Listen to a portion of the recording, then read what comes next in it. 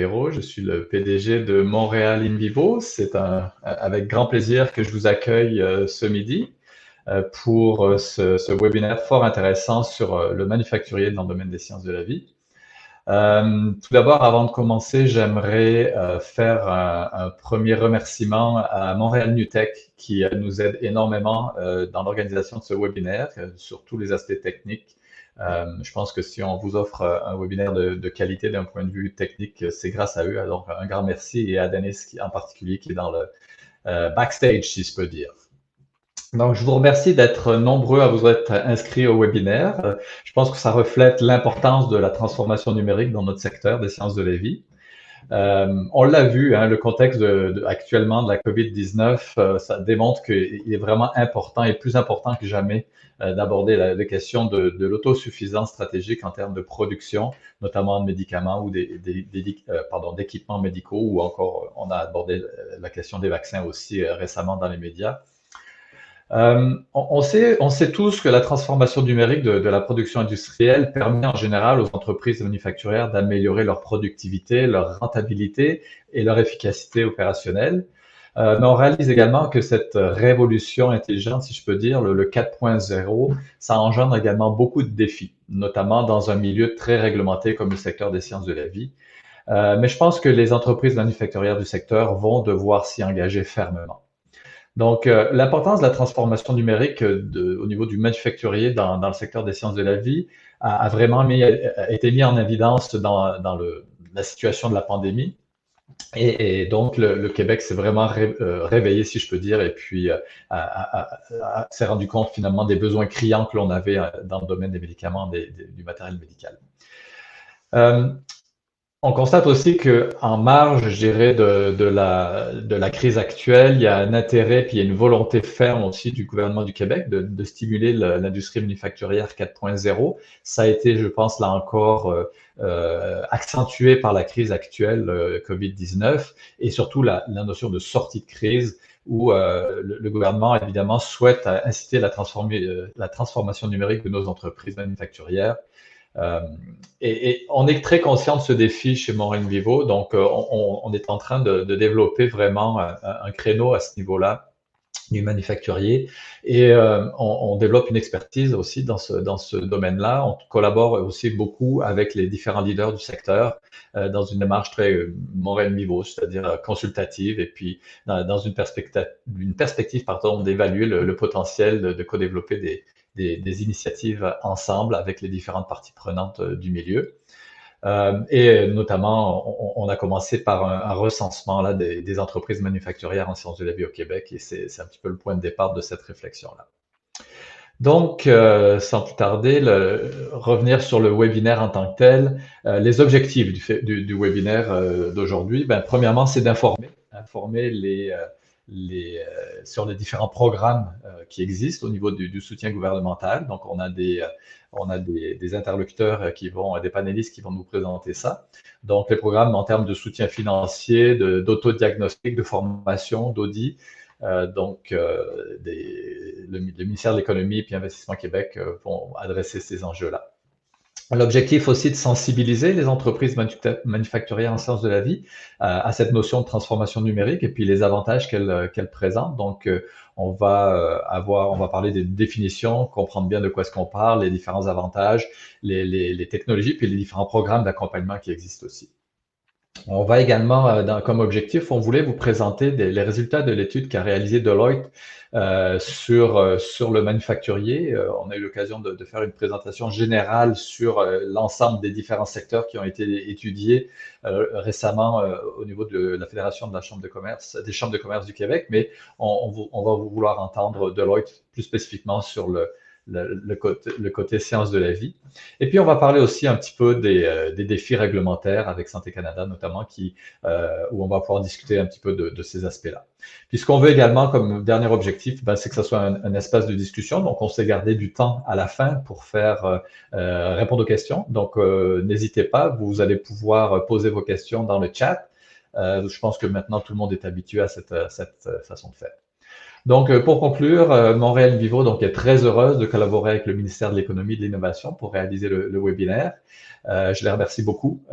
Et en fait, cette activité, elle est vraiment tout à fait pertinente, en tout cas on le souhaite, pour provoquer un engagement envers la transformation numérique de notre secteur des sciences de la vie et technologies de la santé. Donc, je vais vous présenter rapidement le premier panéliste. C'est Monsieur Pierre Hébert, qui est directeur à la direction de la compétitivité et de la transformation numérique des entreprises au ministère de l'Économie et de l'Innovation. Donc, Pierre compte plus de 30 années d'expérience dans le domaine du développement économique et des entreprises au sein du ministère de l'Économie et de l'Innovation. Et depuis 2014, il s'occupe de directeur du développement des entreprises, qui est devenu en 2020 celle de la compétitivité et de la transformation numérique des entreprises. Donc, Pierre, je te cède la parole. Merci beaucoup d'être là avec nous ce matin, ce midi. Merci beaucoup. Ça me fait plaisir d'être avec vous ici aujourd'hui pour partager, à tout le moins en partie, la vision gouvernementale de transformation numérique des entreprises. Le contenu de la présentation sera donc quatre blocs: le contexte au Québec, le rôle stratégique du ministère, notre projet d'offensive de transformation numérique et quelques mots sur la démarche de transformation numérique préconisée par le ministère. Premièrement, le contexte au Québec, c'est sûr que j'aurais pu vous sortir des différentes statistiques qui démontrent le retard en termes de productivité des entreprises québécoises face à leurs concurrents ontariens et américains, mais je pense qu'on les a entendus. Je voulais m'attarder davantage sur quelques statistiques qui émanent d'un sondage qu'on a fait auprès de 400 entreprises manufacturières l'automne dernier, donc dans la période pré-pandémie, pour illustrer le manque encore d'engagement, de mobilisation des entreprises au Québec face à la transformation numérique. Cette enquête nous montrait que 31% des PME n'avaient pas réalisé de plan numérique. Encore plus, 35% avaient investi moins de 15 000 $ au cours de l'année précédant le sondage. 26% ont engagé un processus de formation de leurs employés axé sur le développement des compétences numériques. Donc, manque de plan, manque de planification, manque d'investissement, autant en équipement et en équipement de transformation numérique, mais peu d'investissement dans la gestion de changement, notamment au niveau des employés, pour les amener à augmenter leurs compétences en matière de numérique. Peut-être la dernière statistique, elle n'émane pas de cette étude, mais elle démontre que les choses changent. Un sondage de Léger du mois de juin ça a été exacerbé par la pandémie, mais 80% des consommateurs qui ont réalisé des achats en ligne pour la première fois vont continuer. Donc, juste pour illustrer que pendant qu'on agit peu, en tout cas, enfin, certaines entreprises, le monde change et le contexte des affaires change. Rappel des priorités gouvernementales, particulièrement la première, est inciter les entreprises québécoises, surtout les PME, à accélérer leur investissement, à innover pour augmenter leur productivité et à intégrer rapidement la numérisation. C'est particulièrement là-dessus, évidemment, que vous comprendrez que je vais m'attarder en termes de priorités gouvernementales. Donc, c'est quoi le rôle stratégique du ministère à cet égard? C'est de procurer la vision, les orientations stratégiques, mobiliser les acteurs en développement économique et enfin, mandater les partenaires et financer par des programmes et mesures, notamment par le biais d'Investissement Québec. D'ailleurs, Julien aura l'occasion de vous en parler davantage dans la prochaine présentation. Donc, voici le rôle. Le rôle stratégique du ministère maintenant, c'est plus de procurer la vision, les orientations stratégiques et de mobiliser les acteurs et de les mandater pour réaliser certains mandats. D'ailleurs, en regard de la stratégie numérique, elle est inscrite comme responsabilité du ministère dans sa loi.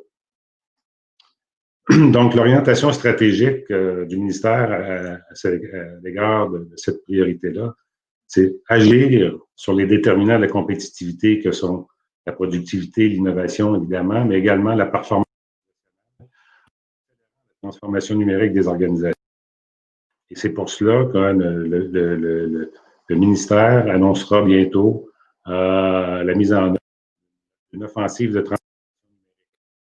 Le ministre devrait donner plus de détails au cours des prochaines semaines, mais essentiellement, au cours de la dernière mise en œuvre, le ministère a obtenu des crédits de 100 millions de dollars sur un an et demi afin d'appuyer, de mener une offensive de transformation numérique.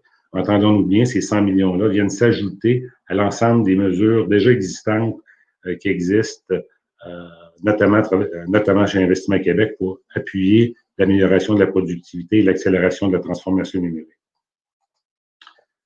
Cette offensive de transformation numérique a suivi une espèce de stratégie parapluie.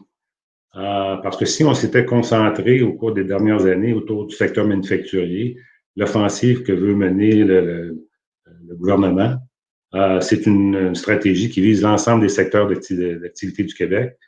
Et notre offensive s'appuie sur une démarche simple et éprouvée, à savoir qu'il faut sensibiliser les entreprises et les mobiliser.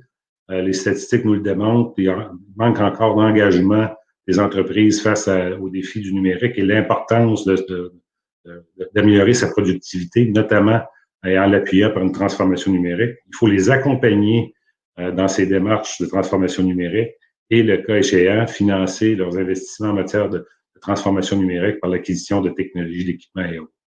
Donc, essentiellement, la mobilisation des acteurs que je mentionnais dans les orientations, dans le rôle du ministère, va se faire à travers une offensive de sensibiliser, accompagner, financer les entreprises de tous les secteurs en collaboration avec les membres de l'écosystème, à tout premier lieu Investissement Québec crée, les autres ministères qui seront invités à se joindre à cette offensive-là, les ministères qui ont une vocation, une clientèle économique, des entreprises, une vocation économique, à savoir, par exemple, le MAPAC, ministère du Tourisme et autres. Et évidemment, également, on veut mobiliser les acteurs, s'appuyer sur les acteurs de développement économique, notamment local et régional, et des partenaires, par exemple, sectoriels, notamment, pour qu'ils puissent mettre en œuvre des initiatives de sensibilisation, de mobilisation, d'accompagnement et d'amener les entreprises à la réalisation de leur transformation numérique et en appuyant leurs investissements.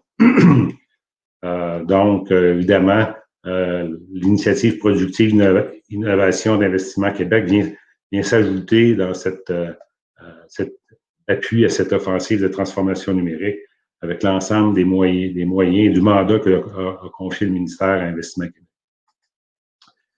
Mais une chose qu'on souhaite revenir en arrière, c'est que afin de minimiser les risques et puis augmenter le succès des démarches de transformation numérique, on ne saurait trop insister sur l'importance d'une démarche de transformation.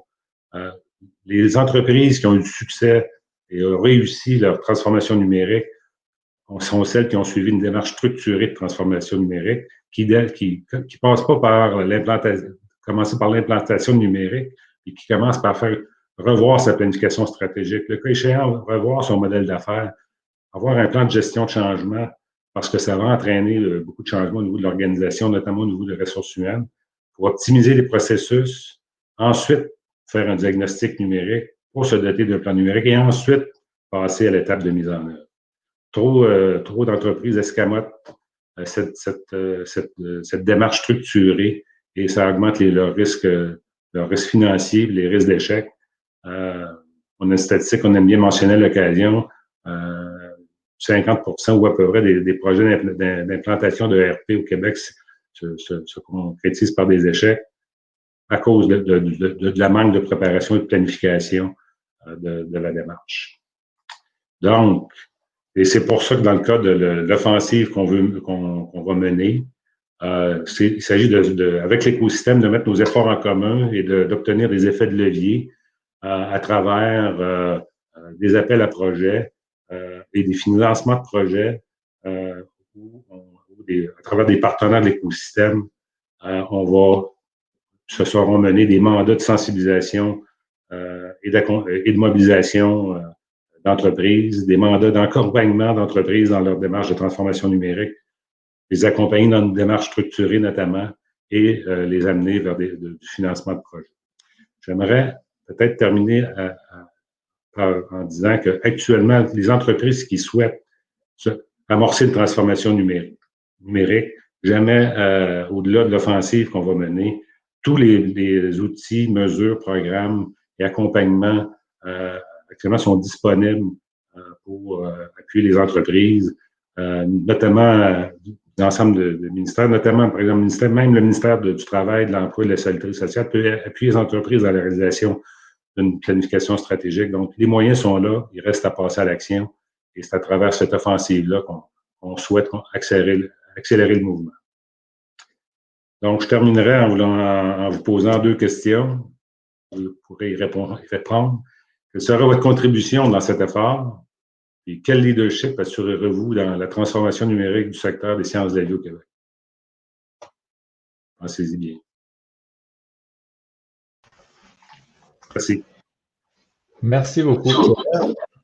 Donc, 2 questions pour finir ta présentation qui sont importantes. Et puis, la question du leadership nous interpelle tout particulièrement à la Grave. Donc, c'est important de se pencher sur cette question-là. Je retiens de la présentation donc une offensive de transformation numérique et puis l'importance de bien planifier et puis d'organiser d'avance sa démarche avec du ministère. Donc, oui, un travail dans le cadre de l'offensive de sensibilisation, mais d'accompagnement aussi et éventuellement de soutien financier.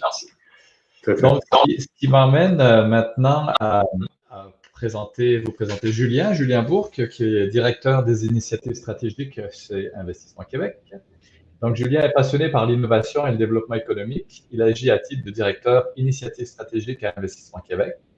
Il a joué un rôle important dans la mise en œuvre et le déploiement de projets structurants, dont l'initiative Productivité Innovation et le manufacturier innovant, qui visait à dynamiser le secteur manufacturier dans son ensemble et à stimuler l'investissement privé. Donc, Julien, je te cède la parole. Je pense que tu vas nous parler de l'aspect financement. Tout à fait. Merci beaucoup pour l'introduction. C'est un plaisir d'être avec vous aujourd'hui. Bien content de poursuivre sur la présentation précédente de Pierre. Donc, on comprend bien le rôle du MEI, puis on est heureux là, chez Investissement Québec de contribuer aux priorités gouvernementales. Donc, très brièvement, je vais vous faire un petit sommaire là, du nouveau rôle d'Investissement Québec. Ensuite, une présentation très courte des grandes lignes de l'initiative Productivité Innovation et ainsi que des programmes là, autant de financement et d'accompagnement qui sont disponibles à vous dès maintenant en lien avec la transformation numérique des entreprises.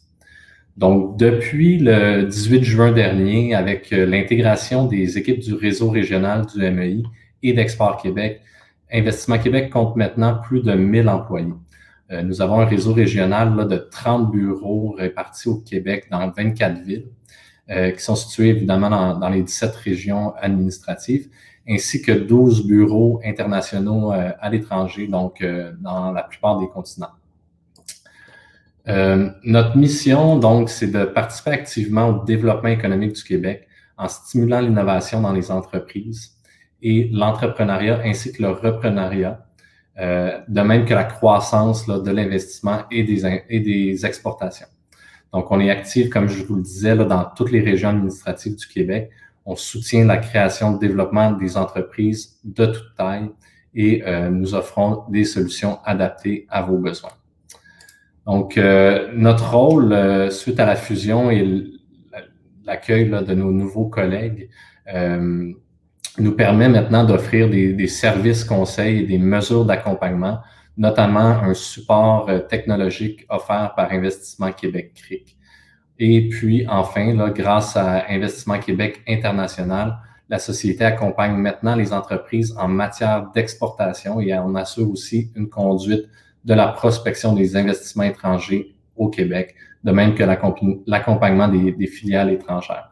Donc, je le mentionnais, notre clientèle est large, elle est diversifiée et par nos solutions, on peut soutenir des entreprises de toute taille et à tous les stades de croissance. Je vous parle maintenant de l'initiative Productivité Innovation qu'on a lancée le 25 septembre dernier. Ce qu'il faut comprendre, c'est que c'est la suite de l'initiative manufacturière, donc le manufacturier innovant qui a débuté là, dès 2016, donc c'est la suite logique. L'initiative vise à faire passer davantage à l'action les entreprises par l'adoption de technologies notamment. Donc, on parle évidemment de tout ce qui est automatisation, numérisation, mais également de tout ce qui est innovation. Donc, il faut poursuivre nos innovations de produits, nos innovations de procédés, de commercialisation et organisationnelles.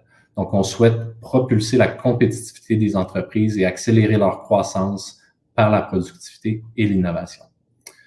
Une des grandes différences avec le manufacturier innovant, c'est qu'on a élargi nos solutions à d'autres secteurs d'activité. Donc, je vous rassure, le secteur manufacturier demeure notre priorité. On le sait, c'est le moteur économique au Québec en termes de contribution au PIB, en termes de génération d'emplois également. Et c'est aussi un secteur très productif. Malgré tout, on accuse quand même un retard au niveau de la productivité. Pierre l'a mentionné tout à l'heure, donc notamment avec d'autres provinces ou d'autres pays leaders. Donc, ça va être notre rôle d'amener tous ces secteurs-là à augmenter leur productivité, leur compétitivité, notamment par l'adoption de nouvelles technologies. Donc, je le répète, le manufacturier, une priorité, un moteur économique. Il y a également la recherche et l'innovation que je n'ai pas mentionné. Je pense que c'est près de 50% de toute la R&D qui est générée par le secteur. C'est également au niveau des salaires qui sont assez élevés et des exportations. Donc, les secteurs que vous voyez à l'écran ont tous un lien direct ou indirect avec le secteur manufacturier. Et en les appuyant, ça va augmenter la compétitivité et la productivité de toutes les entreprises. Pour y arriver, on s'est fixé des cibles très audacieuses. Donc, vous voyez à l'écran, c'est 2,4 milliards de dollars qu'on souhaite investir en même nos fonds propres et les fonds du gouvernement du Québec pour lesquels on est mandataire. Et cette cible-là va évidemment générer un grand effet de levier dans l'écosystème. Donc, on espère évidemment que ça va stimuler les investissements privés. Pour y arriver, on a bâti un plan d'action qui s'appuie sur 5 piliers. Et par faute de temps, là, ce matin, je ne vous les présenterai pas en détail, mais en gros, ça va toucher autant l'accompagnement, le financement, les solutions pour la main-d'œuvre, le talent, ainsi que le développement de l'offre québécoise. C'est important de favoriser l'offre technologique, ce qu'ils ont fait au Québec, et tout ça dans une perspective de relance économique et d'achat local. Donc, sans plus tarder, je vais vous présenter maintenant 2 solutions qui s'offrent dès maintenant à vous et qui vous permettront de vous soutenir là, dans vos projets numériques notamment. Et par la suite, quelques programmes et autres outils qui sont disponibles également. Donc, ça me fait plaisir de vous offrir dès maintenant là, une nouvelle solution financière qui est plus adaptée aux projets de transformation technologique. Donc, c'est des prêts qui débutent à 50 000 $ et on va offrir des moratoires de remboursement de capital jusqu'à 4 ans. Donc, on le sait, des projets d'intégration de technologie, c'est souvent plus complexe qu'une simple acquisition d'équipement.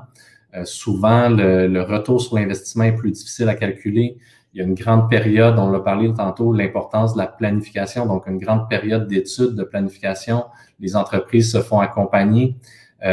Ensuite, la phase d'implantation, de test. Donc, c'est quand même des projets qui prennent plus de temps à se matérialiser en termes de retour sur l'investissement. Donc, on a voulu offrir le plus de flexibilité possible aux entreprises. Vous voyez à l'écran également là, quelques types de dépenses typiques là, qui sont admissibles à cette solution-là. Un autre projet qu'on a débuté, là, on est dès le lancement, en fait, cette semaine, on réalisait notre 7e lab. Donc, c'était pour avoir une présence accrue sur le terrain. On voulait vraiment avoir une proximité auprès des entreprises et être en mesure de les accompagner, d'enlever tous les freins possibles à la réalisation de projets innovants.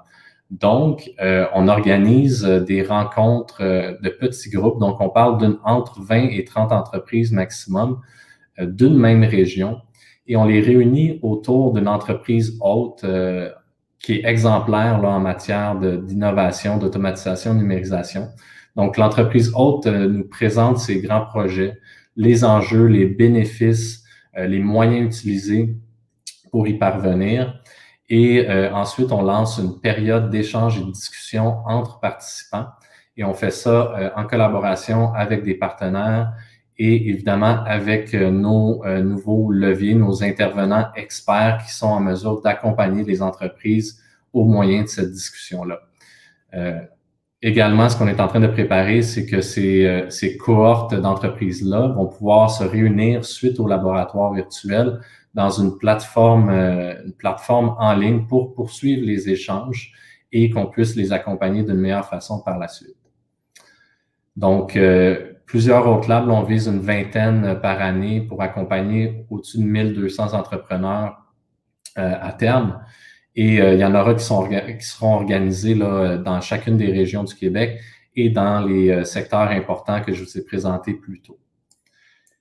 Également, je l'ai mentionné, un moyen qu'on dispose maintenant qui est extrêmement important et je vous encourage à découvrir ce qu'ils font, c'est Investissement Québec CRIC. C'est un véritable chef de file en matière d'innovation industrielle. Donc, leur rôle est vraiment de fournir des services d'accompagnement technologique, de réaliser des simulations, des essais, de faire des diagnostics de productivité, vous accompagner dans toute la planification de vos projets. Ils sont capables de faire des audits également. Donc, toute la préparation, l'intégration de ces technologies-là, ils sont capables de vous accompagner. Je vous ai parlé un petit peu plus tôt de programmes existants. Comme Pierre le mentionnait, nous sommes mandatés pour gérer les programmes que développe l'EMEI. Donc, il existe une panoplie de programmes dont vous pourriez bénéficier. Et encore une fois, par faute de temps, je ne vais pas tous les passer un par un puis vous donner les plus fins détails. Ce qui est important de retenir ici, c'est que, comme je le disais plus tôt, on a des directions régionales, on a des experts sur le terrain. Donc, je vous encourage à les contacter. C'est eux qui connaissent bien chacun des programmes et qui seront en mesure de vous dire quel programme sera le plus adapté à votre projet. Donc, certains programmes offrent des conditions avantageuses, certains des contributions non remboursables. On peut penser à l'Audi, par exemple, pour tout planifier, évaluer votre maturité numérique, établir un plan d'action. Et programme PME en action également au niveau de la productivité et des études de faisabilité. En terminant, j'ai plus beaucoup de temps, donc il existe aussi des crédits d'impôt. Je voulais vous le signifier. Donc, vous auriez droit à des crédits d'impôt relatifs à l'intégration des TI et on est en mesure de financer ces crédits d'impôt-là. Et finalement, pour en apprendre plus, on a un microsite et vous pouvez aller découvrir là, une multitude de contenus à valeur ajoutée pour vous accompagner dans votre transformation numérique. Donc, merci à tout le monde. Parfait, merci beaucoup Julien.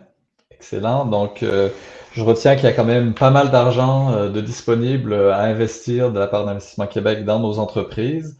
J'adore l'approche lab virtuel. Donc, à quand un lab spécifiquement dédié au secteur des sciences de la vie? On va pouvoir s'en reparler après. OK, merci encore Julien. Donc maintenant, on va passer à la présentation de Frédéric Hamelin, qui est gestionnaire à la section des systèmes de qualité chez Santé Canada. Donc Frédéric est donc spécifiquement à la section des systèmes qualité de la direction des instruments médicaux. Et il travaille chez Santé Canada en surveillance de la qualité depuis 2002. Donc Frédéric, à toi le seul. Merci Franck. Alors bonjour tout le monde. J'ai préparé quelques diapos pour peut-être la mémoire. Et c'est sûr que quand on fait transformation numérique dans une entreprise qui fait des produits qui sont homologués, peu importe par Santé Canada, il y a des considérations à avoir parce que ça peut avoir un impact sur ces approbations réglementaires. Donc, je vais juste donner un petit survol de ce que je vais vous parler en premier. Je vais donner quelques principes de base qui vont peut-être illuminer un peu la discussion. Ensuite, je vais parler un peu des homologations d'instruments médicaux. Ensuite, des produits qui sont sujets à un avis de conformité parce que c'est pas tout à fait la même approche réglementaire. Donc, quelques principes de base. Normalement, c'est essentiel de s'assurer quand on a une transformation dans une entreprise pour un produit de santé ou un produit réglementé que à la base, assurer l'efficacité du produit n'est pas affectée de façon négative. En tant qu'agence réglementaire, c'est vraiment ce qui nous préoccupe le plus, c'est notre mission de surveiller ça. Ici, j'ai mis comme principe de base mise à jour des dossiers, parce qu'il y a un principe à tenir en tête, c'est que toute information qu'on aurait soumise au préalable dans un dépôt de dossier, par exemple, pour une homologation, peu importe, quand ces informations-là changent, parce qu'on a une transformation numérique quelconque, chez le fabricant. Il y a une nécessité de mettre ces dossiers à jour, ces informations. Par contre, ça va dépendre de la nature du changement, à voir si c'est quelque chose qu'il faut faire immédiatement, si c'est quelque chose qu'il faut faire en amont avec un préavis, ou c'est quelque chose qu'on peut faire avec une façon annuelle comme ça. Le prochain item dans ma liste, c'est la planification. Et puis, lorsque M. Hébert parlait, j'étais comme tout excité de l'entendre dire que c'était super important la planification. En effet, toute transformation nécessite une planification qui inclut non seulement les aspects financiers, mais également les aspects réglementaires de ce produit-là, parce que ça peut avoir des enjeux très importants plus tard et ça peut s'aborder votre échéancier dans votre planification. Donc, la planification, c'est essentiel. Bravo, M. Hébert, de l'avoir dit parce que c'était quelque chose que je voulais vraiment apporter. Finalement, la validation des systèmes, c'est clé dans les technologies de la santé comme ça. Peu importe si on parle de système de gestion de qualité, de système de production, la validation, c'est essentiel sur différents volets, que ce soit dans une norme de management de la qualité pour les dispositifs médicaux, l'application du GAMP dans les autres produits de santé sujets à l'avis de conformité. C'est essentiel dans cette planification d'apporter le temps et l'effort nécessaire pour faire la validation des systèmes pour être capable de démontrer que la sûreté et l'efficacité du produit n'est pas effective. Alors, la première chose dont je vais vous parler, c'est les homologations d'instruments médicaux, parce que, bon, c'est plus ou moins mon métier à un certain niveau. Donc, ceux d'entre vous qui travaillent dans le domaine des instruments médicaux, vous allez reconnaître qu'il y a quelle classe de dispositifs médicaux. Nécessairement, peut-être pour ceux qui ne sont pas tout à fait au courant, classe 1, c'est ce qu'on appellerait le plus bas risque, classe 4, c'est le plus haut risque.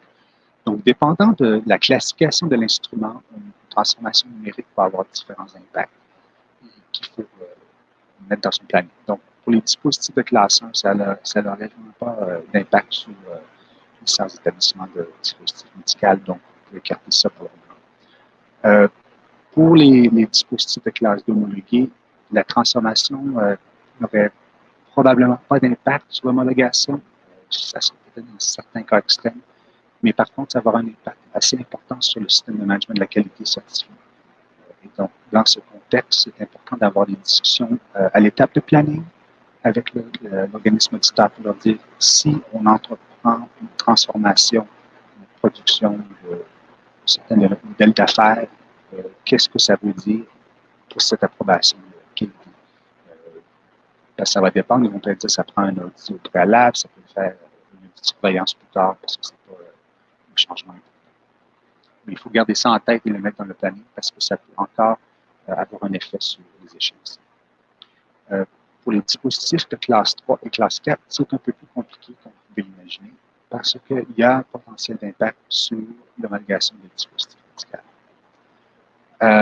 Donc, dans la réglementation, il y a le concept d'une modification importante, c'est défini dans l'article 1, et qui rapporte à l'article 34 qui nous dit que si on propose d'apporter une modification à un instrument qui pourrait avoir un impact sur l'immunité et l'efficacité, il faut, avant de mettre en place le changement, communiquer avec Santé Canada pour apporter une modification à l'homologation. Bon, alors on a même des lignes directrices à ce sujet. Malheureusement, c'est quand même un peu parfois subjectif. On n'a pas toujours les mêmes. Moi, la recommandation que je donne toujours, c'est que lorsqu'on propose une modification à un dispositif de classe 3 ou 4 qui aurait le potentiel d'être une modification importante, comme changer le processus de fabrication, ouvrir toute une usine automatisée, la meilleure chose, c'est de consulter Santé Canada. Ça nous fait un plaisir de revoir les informations que vous nous donnez. Et vous avisez s'il s'agit d'une modification importante qui requiert modification de dossier ou si c'est simplement quelque chose qu'on fait un avis comme ça annuel à la chaîne. Et comme dans le cas des classes 2, il va avoir un impact sur le système de management de la qualité. ISO 13485. Donc, il faut, à ce niveau-là, avoir une certaine planification en place pour voir quel est l'impact pour l'organisme auditaire. Et tout ça dans le contexte quand même d'un système de qualité qui va exiger une certaine planification des activités, la validation des activités, et ainsi que des systèmes informatisés dans la production, mais également dans la gestion de la qualité. Donc, encore, c'est vraiment, ça prend la planification à réussir. Ensuite, pour les produits qui sont sujets d'avis de conformité, ou ce qu'on appelait en anglais NOC, alors généralement les produits pharmaceutiques, radiopharmaceutiques, etc., les vaccins. Alors, le principe de base, c'est que tout changement suite à l'émission d'un avis de conformité doit être déclaré. Ça, c'est pas optionnel, c'est pas nécessairement comme les dispositifs médicaux. Si on apporte un changement, il faut le déclarer. Par contre, l'effort requis est nécessairement les coûts, parce que certaines déclarations vont engendrer des évaluations. Ça va varier selon le niveau de déclaration. Donc, il y a 4 niveaux, 1, 2, 3, 4, et puis ça varie de déclarer un supplément d'avis de conformité qui, nécessairement requiert une revue de dossier, c'est un peu plus coûteux, tandis que si on fait un préavis ou une déclaration annuelle, il n'y a aucun frais. Donc, c'est important de bien classifier le changement et voir quel genre de déclaration ça prend. Et même parfois, on va être dans une situation où, parce qu'on fait quand même une transformation et pas juste des changements dans les marges, ça peut apporter plusieurs changements à déclarer. Alors, c'est important de bien analyser ça. Et vraiment, la recommandation, c'est que quand on a un produit qui est sujet à une conformité, on propose d'apporter des changements, c'est de toujours consulter Santé Canada en amont. Ils ont des délais de service, je crois, c'est environ 2 semaines max pour répondre et donner un avis à dire, bon, est-ce que ça va exiger un supplément, un préavis, une déclaration annuelle ou juste un registre de changement. Et encore, similaire pour les dispositifs médicaux, il y a l'ISO 13485 qui encadre la transformation. Alors, je pense que pour, par exemple, les produits pharmaceutiques, on penserait, par exemple, au GAMP qui explique un peu l'implémentation des systèmes automatisés, etc. Donc, comme vue d'ensemble, je pense que ça revient tout à l'idée de M. Hébert. Ça part de la planification, une consultation entre l'agence réglementaire pour s'assurer de ne pas rencontrer des pépins plus tard qui peuvent soit bloquer les roues ou retarder l'échéance. Sur ça, je repasse le micro à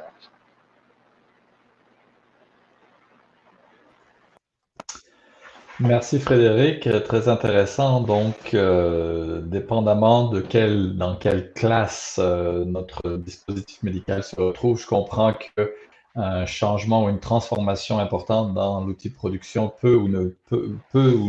n'aurait pas d'impact sur l'homologation, mais que dans tous les cas, il faut le planifier et il faut vous parler très très en amont dans le processus.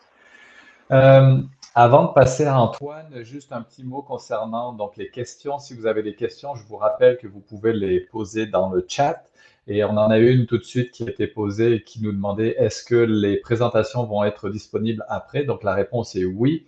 Dans certains cas, ce serait directement ce que vous avez vu à l'écran ou voir peut-être un petit peu plus que ce que vous avez vu aujourd'hui dans le cadre de la dernière présentation. Donc, oui, les présentations seront disponibles et donc, n'hésitez surtout pas à poser vos questions, on les prendra à la fin de tout de suite après Antoine d'ailleurs. Donc, Antoine Audi-Julien, qui est un stratège d'affaires chez Deloitte, on se croise beaucoup ces derniers temps, Antoine.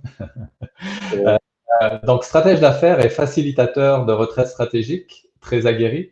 Je l'ai vu à l'œuvre, moi, comme animateur de panel, et je peux vous dire que la barre est haute quand on passe après lui.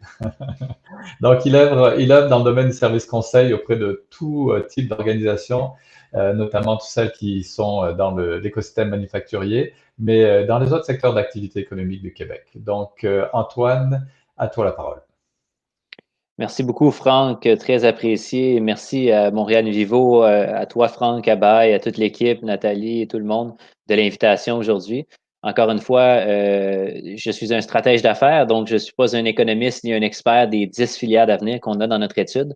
Donc, pour des questions extrêmement pointues, c'est certain que ça pourrait être Ça pourrait être pris en délibéré, mais dans tous les cas, on vous présente aujourd'hui le résultat de notre étude, repenser nos chaînes industrielles pour une économie forte et résiliente. Donc, comme vous le voyez à l'écran, c'est une étude qui a été réalisée en collaboration avec EIB Data, dont le président Jean Matuszewski. Dans le contexte qu'on vit aujourd'hui, on a cherché à faire œuvre utile avec une contribution aux stratégies de relance économique dans l'optique où la COVID-19 a ébranlé, même affaibli notre économie. Notre quête était surtout de faire passer de la vulnérabilité à la résilience, comme le dit justement la petite signature que vous voyez. Donc, sans plus tarder, merci particulièrement à nos grands commanditaires principaux, Desjardins, Développement économique Canada et la FCCQ, et également à nos partenaires sectoriels, dont tout particulièrement justement Montréal InVivo. Sans plus tarder, notre étude s'est faite finalement en 3 phases. La phase micro, qui était la mise en place d'un appareillage statistique inédit, qui était fondé surtout sur l'analyse de microdonnées, qui nous a permis d'identifier 120 gisements d'opportunités dans 10 filières stratégiques.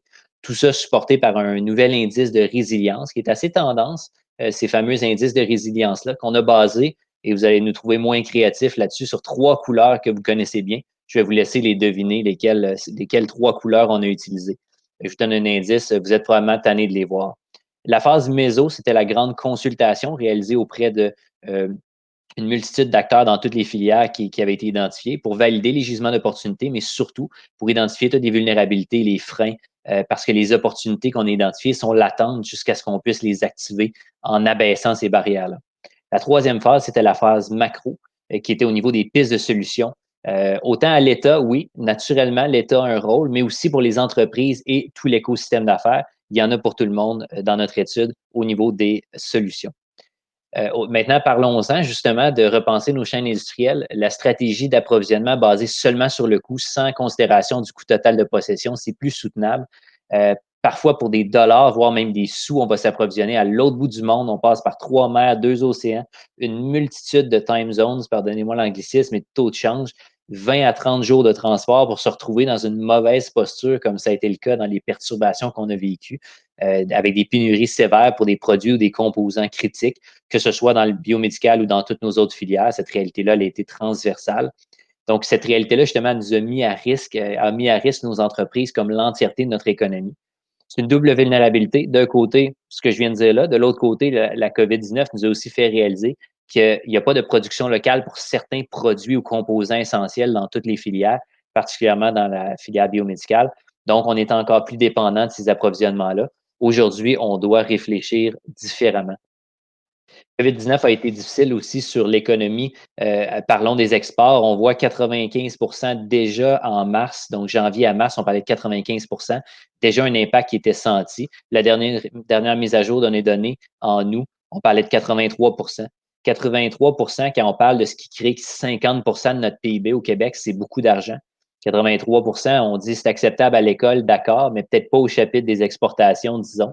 Et au niveau des investissements, il n'y a rien qui se fait sans les investissements privés et publics. On avait une bonne ère d'aller en 2019 avec une croissance majeure dans le manufacturier, mais déjà en mars, c'était un problème. Aujourd'hui, c'est l'étacombe, 36 Donc, c'est l'indice de notre compétitivité future. On peut pas échapper ça, disons, les investissements, disons, pour le futur de nos filières.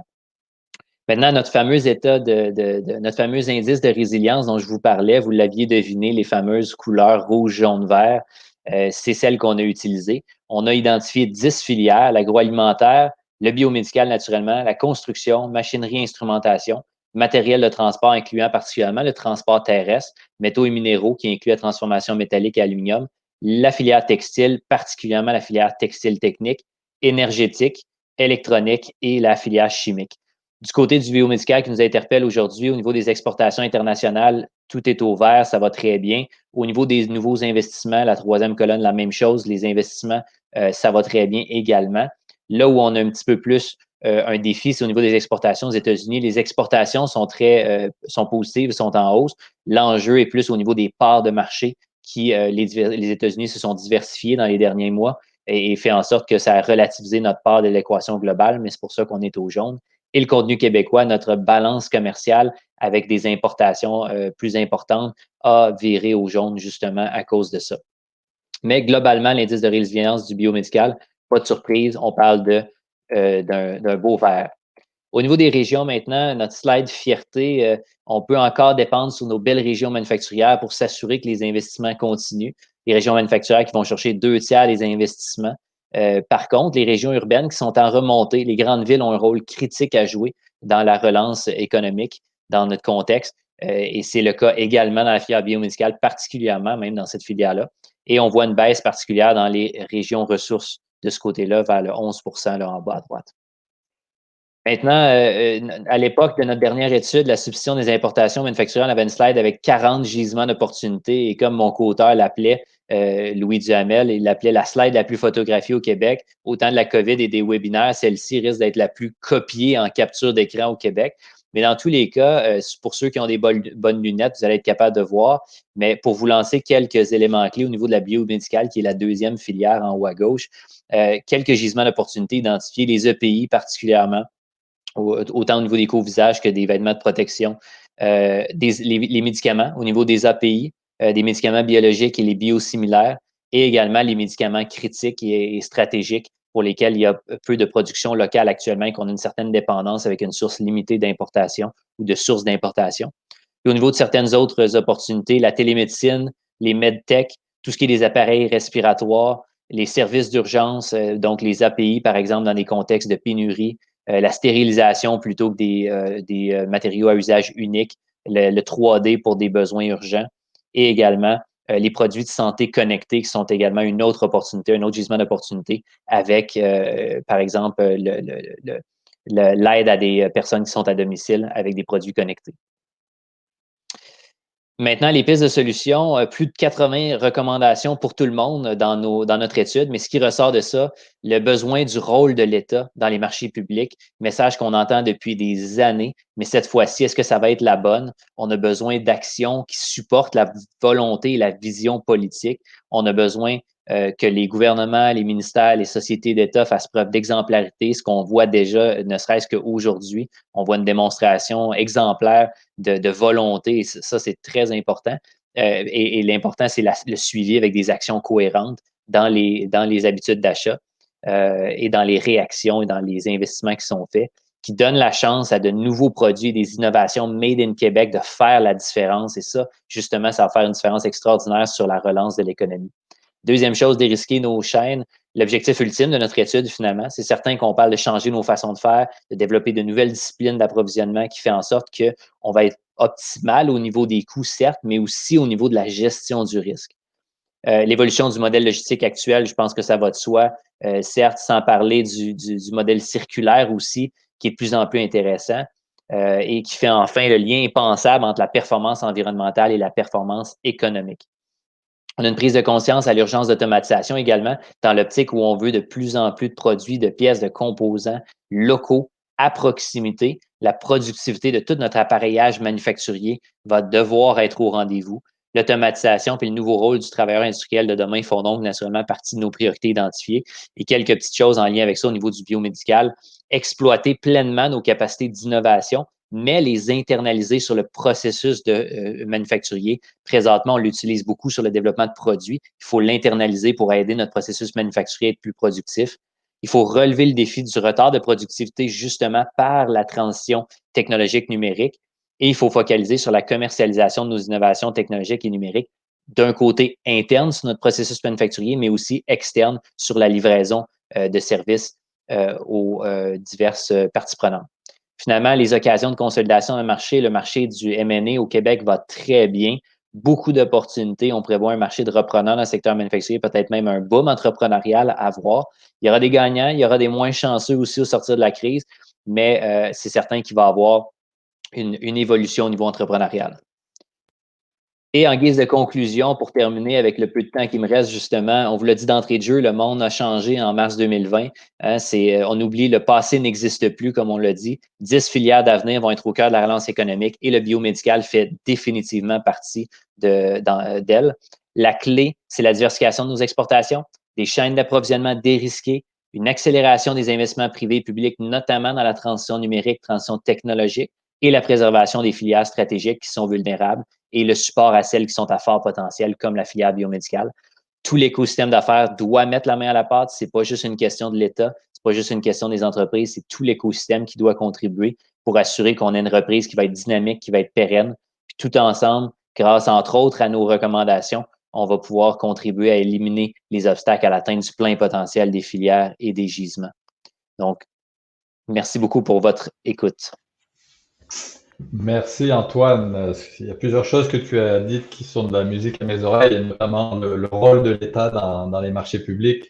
Cette notion que le ministère de la Santé, dans ce qui nous concerne, notre secteur à nous, doit devenir ce que j'appelle moi un venture customer, donc être un client premier, pionnier pour les technologies qui sont développées et fabriquées ici. Et au-delà des considérations, juste de se baser sur le plus bas, le coût et donc le plus bas soumissionnaire conforme. Cette notion d'approvisionnement basé sur la valeur, c'est tout à fait quelque chose d'important.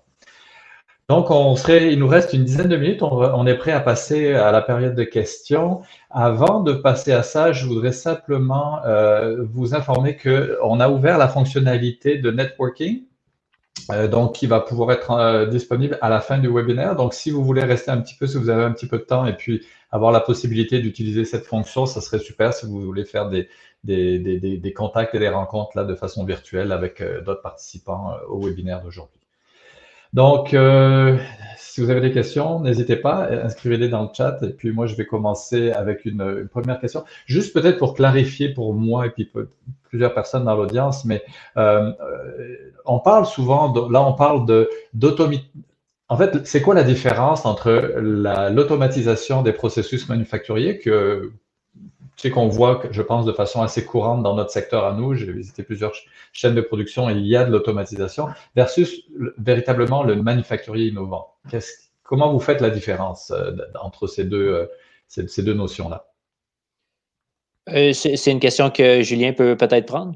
Tout à fait, ça me fait plaisir. En fait, bon, manufacturier innovant, c'est un terme qu'on a inventé, si je peux dire, dans le passé, mais ça englobait, en fait, on voulait englober tous ces concepts-là d'automatisation, numérisation, et on voulait pas laisser de côté le côté innovation. Donc, plutôt, je parlais d'innovation de produits. Hein, c'est important pour augmenter la productivité, la compétitivité des entreprises, de travailler tout ce qui est innovation également. Donc, peut-être au niveau, pour répondre à la question, la grande différence serait peut-être ce volet-là d'innovation qu'il ne faut pas oublier. Hein. Nous, on pousse beaucoup l'automatisation, la numérisation des chaînes de production, mais il ne faut pas non plus oublier tout le côté d'innovation. Donc, c'est peut-être la distinction que je ferai à ce moment-ci. Je ne sais pas s'il y a des précisions à apporter. Et la notion de la numérisation permet l'innovation finalement, la génération et l'utilisation des données dans le but d'innover dans le processus. Effectivement, c'est sûr que plus les entreprises vont être au fait de leurs données, du contrôle de leur processus, plus ils vont être en mesure de prendre des décisions qui vont les amener à être plus compétitifs sur le marché, donc à innover, effectivement. Mais je rappelle un point que Pierre a mentionné, toute l'importance de la planification stratégique en amont, où l'entreprise se voit dans 3 ans, dans 5 ans. C'est beaucoup plus important de passer par cette étape-là plutôt que de se dire je dois m'automatiser, je dois intégrer des robots puis collecter mes données parce que sinon on va sauter une étape. Tout à fait. Une question pour Frédéric. Donc, parmi les dossiers soumis par des entreprises manufacturières en technologie médicale ces dernières années, quelle serait la proportion pour revalider un processus manufacturier, par exemple à la numérisation de certains processus de contrôle ou l'ajout de l'intelligence artificielle, par exemple, dans les processus? Est-ce que vous avez une idée de cette proportion-là? Bon, le son n'était pas trop bon, mais je pense que j'ai quand même compris la question. Je ne sais pas si le problème c'est je devrais dire que je n'ai pas des données concrètes sur ça. Ce qu'on voit de plus en plus, c'est en premier lieu, oui, l'intégration, l'innovation de ces nouvelles technologies dans le domaine médical. Donc, nécessairement, on voit beaucoup de produits qui deviennent basés sur l'IA, etc. Mais du point de vue de la transformation chez les fabricants, c'est un peu plus dur à juger et c'est pratique dans le domaine où on voit des produits qui sont fabriqués à grande échelle. Okay. Alors, c'est un peu plus difficile, mais par exemple, on voit des productions de produit à haut volume. C'est tout automatisé avec contrôle de qualité par vision machine basée sur un algorithme d'intelligence artificielle, etc. Donc, ça varie, mais c'est de plus en plus, on voit ça dans les grandes fabriques et puis aussi appliqué dans le design du dispositif. Mais ça, c'est plutôt l'innovation que la numérisation. D'accord. OK. Bon. Question là qui concernerait peut-être, je pense, Julien et Pierre, ou Pierre. Le secteur des sciences de la vie n'est pas le seul à être réglementé. Est-ce que d'autres secteurs industriels réglementés ont adopté plus rapidement l'intelligence artificielle pour optimiser leur processus manufacturier? Et y a-t-il des leçons à tirer? Je peux peut-être me lancer, puis si Pierre ou même Antoine ou Frédéric voulaient ajouter ça, je pense que ça va être bénéfique. En fait, effectivement, la réglementation dans plusieurs secteurs d'activité a même été un élément déclencheur souvent à la numérisation. Je peux vous donner 3 exemples, peut-être les 3 A, là, donc tout ce qui est aéronautique, toute l'importance de la conformité, de la traçabilité des données. Donc, les entreprises ont dû très rapidement intégrer des nouveaux systèmes et intégrer de l'intelligence artificielle là-dedans pour répondre aux besoins de leurs clients. Également dans l'agroalimentaire. L'agroalimentaire est un des premiers secteurs qui a vu l'intégration de l'intelligence artificielle, notamment pour, encore une fois, tout ce qui est contrôle qualité. Donc, c'était beaucoup des applications de reconnaissance visuelle pour détecter sur les produits alimentaires. Puis, le dernier, probablement le premier secteur qui est le plus en avance, qui a entamé tout le virage 4.0, c'est l'automobile. L'automobile, en termes de compétitivité, de productivité, a dû vraiment acquérir toutes ces technologies-là. On l'a vu là en Allemagne, d'ailleurs, on avait eu la chance de visiter l'entreprise Volkswagen.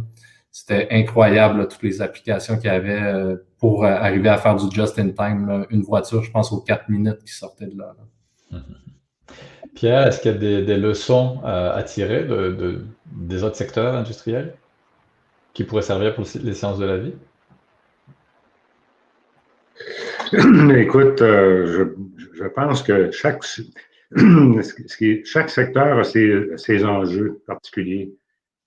Et c'est dans le cadre de l'offensive dont je parlais tout à l'heure, une des choses qu'on veut faire, c'est par secteur, travailler avec par exemple, nos directions sectorielles et des acteurs du milieu afin de définir quels sont les acteurs, pas les acteurs, mais les enjeux particuliers de ce secteur-là, pour être en mesure, le cas échéant, de mettre en œuvre des projets pour en accompagnement, en mobilisation, accompagnement et financement de projets par cluster pour répondre à ces enjeux-là.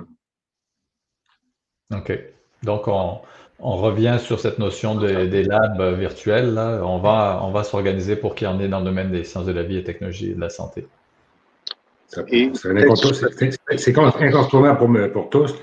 Actuellement, on travaille sur un dossier dans le secteur de la construction. Donc, il n'y a aucun secteur qui y échappe. OK. Très bien. J'ai une dernière question qui est apparue. Est-ce que les frais, c'est peut-être plus pour Julien, est-ce que les frais permettant d'embaucher un consultant pour évaluer ce qui doit être soumis à Santé Canada et aider à préparer le dossier pourraient être couverts par un des programmes d'Investissement Québec? Je ne suis pas un expert dans les programmes, mais effectivement, là, je suis convaincu qu'on a une solution qui permet ça. Dans la solution financière proposée, les frais d'études sont disponibles. Souvent, c'est plutôt pour des projets d'augmentation de productivité, donc il faudrait voir le cas particulier. Encore une fois, peut-être le message, c'est de contacter là, notre direction régionale, puis on pourra étudier votre dossier, là, collaboration avec Santé Canada s'il faut. OK.